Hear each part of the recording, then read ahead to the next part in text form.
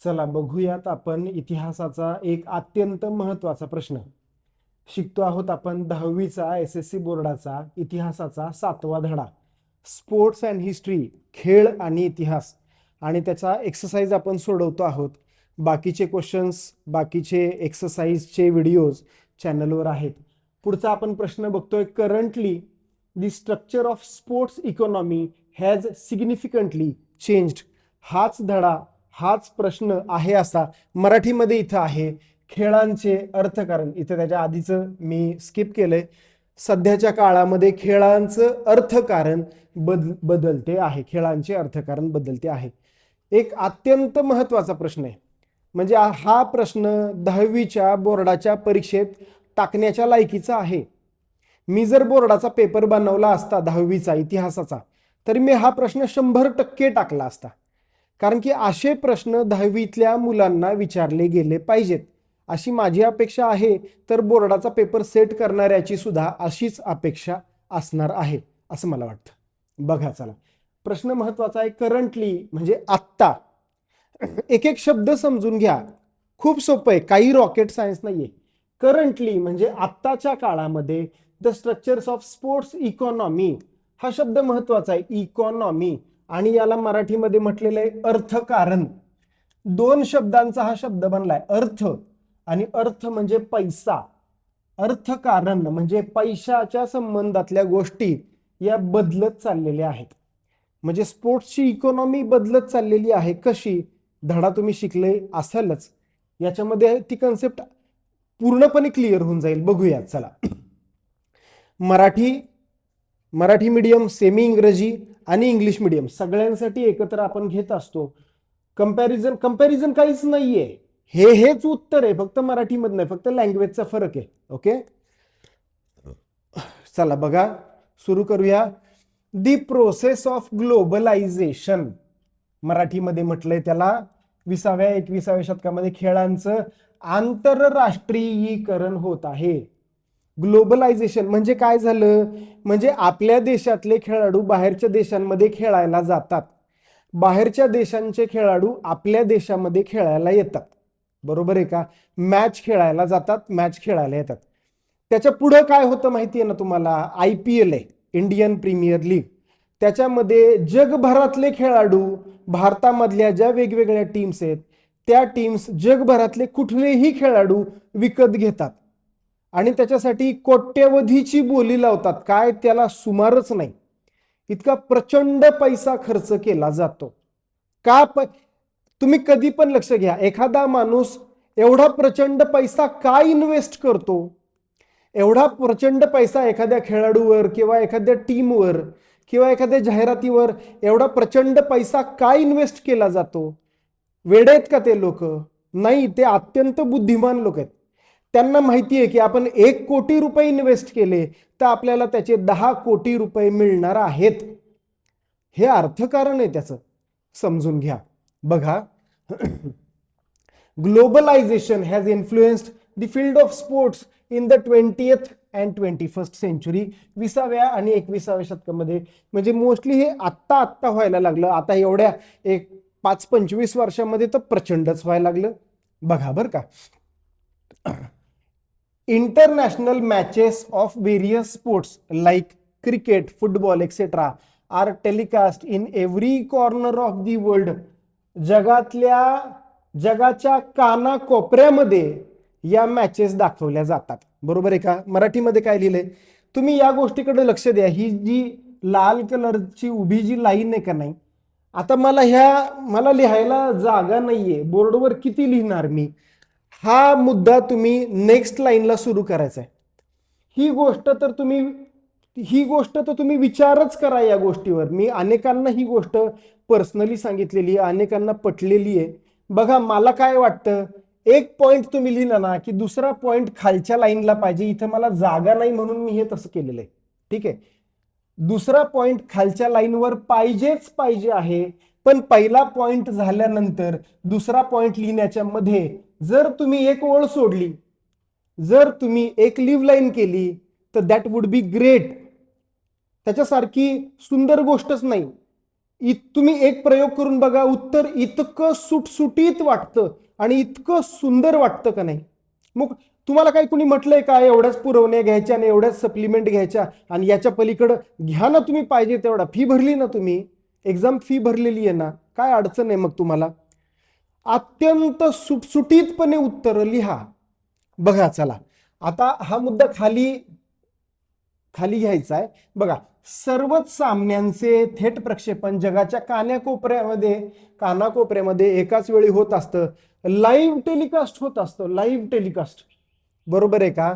ज्यामुळे हौशी खेळाडू शिकण्यासाठी, म्हणजे ज्यांना त्यामध्ये करिअर करायचंय किंवा जे रोज डेडिकेटेडली स्पोर्ट्स करतात त्यांच्यासाठी ते शिकण्यासाठी त्या मॅचेस बघतात. तर प्रेक्षक मनोरंजनासाठी सामने पाहतात, एंटरटेनमेंटसाठी. Fans watch these matches for entertainment, मनोरंजनासाठी पाहतात. And aspiring players to learn more, त्यातलं अजून बारकावे शिकण्यासाठी, त्यातल्या खाचा खुना शिकण्यासाठी ते सामने पाहतात. How simple. बघा बरं का, तिसरा काय, दी citizens of non participating countries also watch these matches. Citizens म्हणजे लोक, कोणत्या कंट्रीतले लोक, नॉन पार्टिसिपंट कंट्रीज.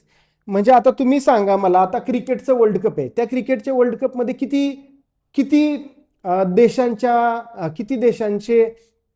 किती देशांचे टीम्स असतात. आता फॉर एक्झाम्पल क्रिकेट वर्ल्ड कपमध्ये, उदाहरणार्थ मी तर काही कधी क्रिकेट बघत नाही, पण मी अंदाज लावतो की फार फार तर 20 देशांच्या टीम्स असतील क्रिकेटच्या वर्ल्ड कपमध्ये. 25 पेक्षा जास्त तर नसतील. बरोबर आहे का. मग या जगामध्ये 195 देश आहेत. या 195 देशांपैकी फक्त 25 देशांच्या टीम क्रिकेटचं वर्ल्ड कप खेळायला येतात. आणि हे जे बाकीचे देश आहेत, मग या बाकीच्या देशांमध्ये क्रिकेट बघत नाहीत का लोक. अरे करोडो लोक क्रिकेट बघतात. नॉन पार्टिसिपेटिंग कंट्रीजमध्ये सुद्धा बघतात, एंटरटेनमेंटसाठी बघतात, आवड आहे म्हणून बघतात. किंवा ज्या फॉर एक्झाम्पल आता इंडियन लोक आहेत, आता समजा एखादा XYZ कंट्री आहे आणि त्यांची क्रिकेटची टीम नाही आहे, पण त्या देशामध्ये राहणारे इंडियन जॉब निमित्त गेलेले, बिझनेस निमित्त गेलेले, ते बघणारच ना. क्रिकेट वर्ल्ड वाईड बघितलं जातं. फुटबॉल एवढं नाही, पण फुटबॉल नंतर क्रिकेटचाच नंबर लागतो. बघा बरं का, खूप यूज आहे हे सगळं. आता त्याच्यानंतर काय होतं बघा बरं का. हे बघा, ही लाल लाईन लक्षात ठेवा. नेक्स्ट लाईनला तुम्हाला हा पॉइंट लिहायचा आहे आणि एक लीव लाईन केली तर उत्तम, सर्वोत्तम. रिटायर्ड प्लेयर्स म्हणजे कुठं गेलं बे, निवृत्त खेळाडू. Retired players get a chance on TV channels as commentators. समालोचन, कॉमेंट्री करतात का नाही रे. म्हणजे क्रिकेटची मॅच चालू असताना बाजूला ते त्या आपल्याला टीव्हीमध्ये कंटिन्यू ऐकू येत असताना, अरे ह्यानं असा बॉल मारला, ह्यानं 6 मारला, मग हे असं झालं, मग तसं झालं. याच्यासाठी कोण असतात ते. आता बघा, म्हणजे निवृत्त खेळाडू असतात. म्हणजे हरभजन सिंग येतो, झहीर खान येतो, अजून सेहवाग असतो बघा, किंवा तो नवज्योत सिंग सिद्धू आहे का नाही, तो असतो बघा. हे लोक येतात आणि हे लोक कॉमेंट्री करत राहतात. आपल्याला पण ऐकायला मजा वाटते, राईट. अजून इंटरेस्ट येतो, इंटरेस्ट बिल्ड होतो त्यामध्ये. तर त्यांना तशा पद्धतीनं त्यांना पैसे कमवण्याची पण संधी आणि एंटरटेनमेंटला ना एक तडका ऍड होतो, मजा येते त्यांना, राईट. पुढं बघा बरं का, पुढं काय लिहिलेलं आहे. मॅचेस कुठे गेलं, matches Garner a large audience. बघा बरं का, सामने पाहण्यासाठी मोठ्या प्रमाणावर प्रेक्षक वर्ग येतो. मला आठवतं आम्ही एकदा पुण्यामध्ये गहुंजे स्टेडियमला एक मॅच बघितली होती. चेन्नई IPL ची मॅच होती, चेन्नई वर्सेस हैदराबाद. आता मी माझ्या आयुष्यात पहिल्यांदाच त्या काय म्हणतात स्टेडियमवर गेलो होतो. अरे ते इतकं प्रचंड मोठं होतं, 10,000ची कॅपॅसिटी, अफाट आहे ते, म्हणजे काय फार मोठं. आणि असे हजारो लाखो तिथं येतात, बघतात. दूरदर्शनवरही म्हणजे टीव्हीवर कोट्यवधी लोक सामने बघतात. एका वेळी करोडो लोक टीव्ही पुढे बसलेले असतात.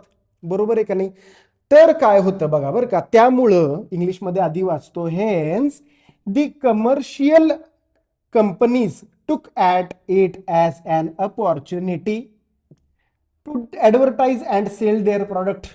म्हणजे काय, त्यामुळं कंपन्या मोठ्या मोठ्या कंपन्या, मग मोबाईलच्या कंपन्या असतील, कोल्ड ड्रिंकच्या कंपन्या असतील, गाड्यांच्या कंपन्या, कारची कंपनी असेल, टू व्हीलरची कंपनी असेल, अजून कशाच्या कंपन्या असतात बरं, एसीची कंपनी असेल, कूलरची कंपनी असेल, कुठल्या पण कंपन्या काय करतात, कंपन्या मोठ्या प्रमाणात पैसा खर्च करून आपल्या उत्पादनाच्या जाहिराती खेळांच्या प्रक्षेपणादरम्यान करीत असतात.